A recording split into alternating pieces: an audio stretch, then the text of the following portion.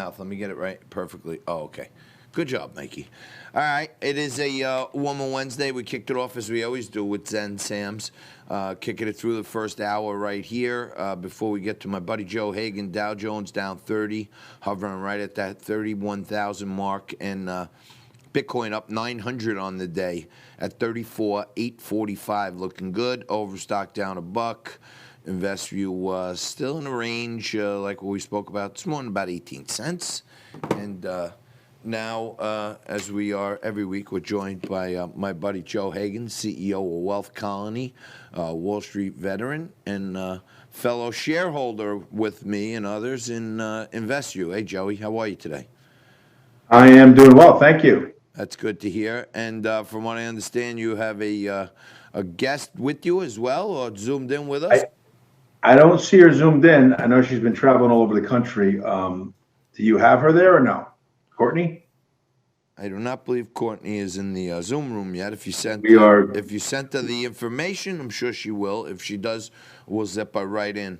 So, Joe, you and I have been kind of walking on easy street lately with some of our predictions. Late towards the end of last year, we were talking about Bitcoin's increases and potential Biden administration loose dollar policy would weaken the dollar, potentially make Bitcoin a flight to safety asset, and the thing has been on fire lately. 100%. If you look at someone like a Morgan Creek, they say that Bitcoin is 10 times more efficient as as a version of regular gold, as digital gold. Well, if it's 10 times more efficient, if that's true, if you just think about 1/10 of the valuation of gold, right, is $50,000 a coin on Bitcoin, which is, $1 trillion. So there is a flight to a hedge against a weak dollar, inflation, Biden tax policies, all of the above. I think it's strong. I think if you look at, I love the headlines, John, when they say wild pullback on Bitcoin. And if you take a day range, yeah, but if you take a month range, it's like boop, it's like a little bit of a back and fill, really. So I still think there's a lot of upside there. Two things for you, going forward when you got time as far as predictions. So, one of the other things I know you've been talking about is InvestView and the advances they've made, and it sure looks to me, Joe, I do all the disclaimers, all this stuff. Joe and I are large shareholders who are subject to lockup provisions. We're not selling stock right now. We've been fundamentally involved in this company for almost a decade, and seeing to its growth in many ways. But Joe, it sure looks like people are starting to realize that there is a little bit of a proxy play in Bitcoin and InvestView. Yeah, that's the word, proxy. You don't have to chase Bitcoin, right, in order to get some exposure there. The interesting thing is one of the ways that you and I have discussed about how to get exposure in Bitcoin without taking all that risk that maybe it doesn't continue to go to 100 to 200,000, and maybe it does have a big pullback.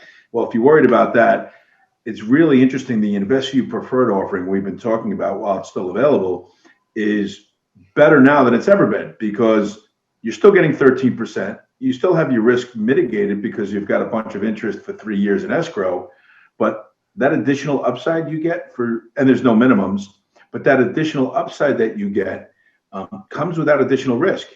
And that additional upside right now is in the money.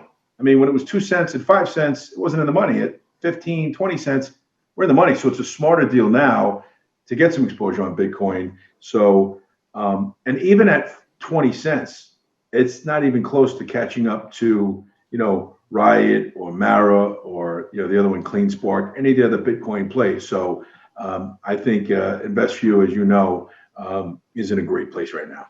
Yeah, I mean, a lot of the public announcements that, were for years, trying to scratch a claw along, and, every announcement was kind of yawn, and now, you're starting to see, take shape a real good financial technology company that's focused on a seriously emerging asset in Bitcoin. And I think, the leadership seems to have it at the Yeah. edge, at the leading edge, and hopefully it stays there.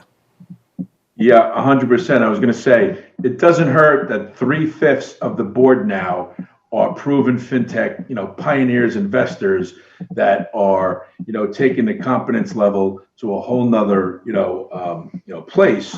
And that's why I think you're seeing, so much more change in the direction of the company. In other words, they were on a great path of success eventually. But what the new, board has done with their investment and their presence and their strategic vision is compressed time. And now that Bitcoin's taking off, I think it's compressed even further. And instead of like yawn, it's like, oh my God, I got to get in. So that's what's present for me on InvestView, and they're in a great place. And I'm happy to be closing up this preferred deal soon.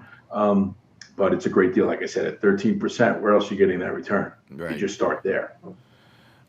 Neither Joe Hagan nor myself are saying, "Oh my God, you better get in." But we're not financial advisors, but I think there has been a little bit of, they call the FOMO, Joe, the fear of missing out, Right. from people who, I know, and people who know me tangentially, and they say, "Hey, I see you're on that company and you're an advisor, and what's happening?" And I've been telling people the same thing for a while, that we're on to something, we're growing something, we're working hard every day to make it profitable. And now people are like, "Well, why didn't you tell us?" I've been telling you for years that we're working on something good. That's what you do, and I still think that there's a lot more value to be unlocked there. 100%. Love it. Love the space. I did say one other thing to you. I'd like to give two predictions. That is, I gave you in a quote unquote Biden administration. Sometimes you can't fight the tape, right? We talked about Workhorse Group, WKHS, at $20 a share. It's now at like 26, 25, 27. It's been trading. I still think it breaks 30. They have the electric vehicles for the U.S. Postal Service. And tomorrow, there's a company called Blockstack. And by the way, Courtney's in the waiting room, I think, if you have time. If not, we can do it again. Zoe, how much time we have left? Blockstack, okay, is trading tomorrow. STX on Binance. John, you're looking at all this censorship out there. You're looking at a lot of things happening. Some very smart people. This thing just got approved by the SEC.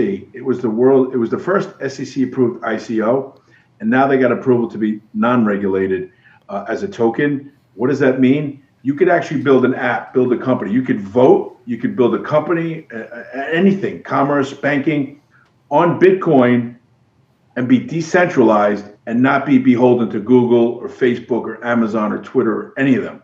So instead of you, right, getting a free service from Google or Amazon and then being literally them pimping you out for your own data, and they literally manipulate you on your own data, this company, you go on the Bitcoin, you go on the blockchain with your company, with your application, and your data is private, and nobody's shutting down your business, and nobody's going to censor you. All right. So that's the future. The other way right now is the old internet. So STX trades tomorrow. It's approved for trading in the U.S.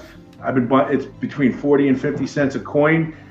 I'm in it since the seed round. Something you want to get long on. All right. We got to leave it there. Joe Hagan, CEO of Wealth Colony. Thank you very much. Check out Workhorse, WKHS, and tomorrow, Sam Tom X-Ray on Binance. All right. Thanks, Joe.